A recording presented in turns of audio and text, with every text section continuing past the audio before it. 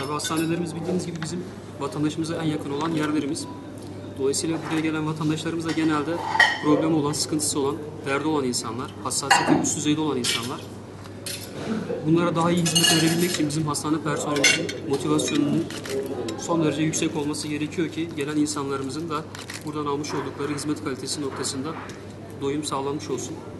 Bu tür beraberliklerin bir araya gelmeleri, hastane personelimizin motivasyonu yükseltilmesinde oldukça iyi olacağını ben düşünüyorum. Ben tekrardan davet ettikleri için çalışma arkadaşlarıma teşekkür ediyorum.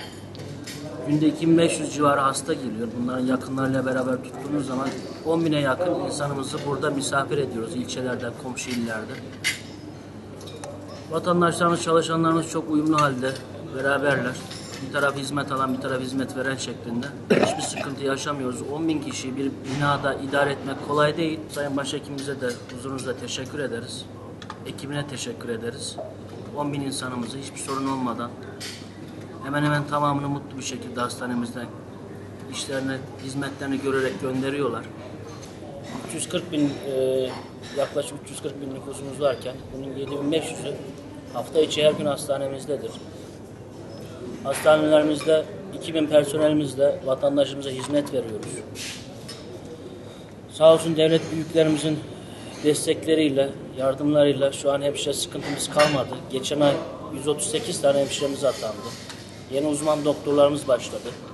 Şu an uzman doktor ve hemşire sıkıntımız yok. Hastalarımız hizmetini güzel alıyor. Yani hastanemiz şu an %97 ile çalışıyor. Boş yatak da kalmadı. Yataklarımızın hemen hemen tamamı dolu. Tamamı dolu. Diğer ilçelerimizde de aynı şekilde. Diğer ilçelerdeki hastane yöneticilerimize de teşekkür ederiz. Onlar da güzel özveriyle çalışıyor. Yani sağlık hizmeti al ver şeklinde resmi bir şekilde olan bir hizmet değildir. Özveri gerektiriyor. Vatandaşlarımız da personelimizin bu özverisini görür, takdir ederlerse yani hizmet daha da artar.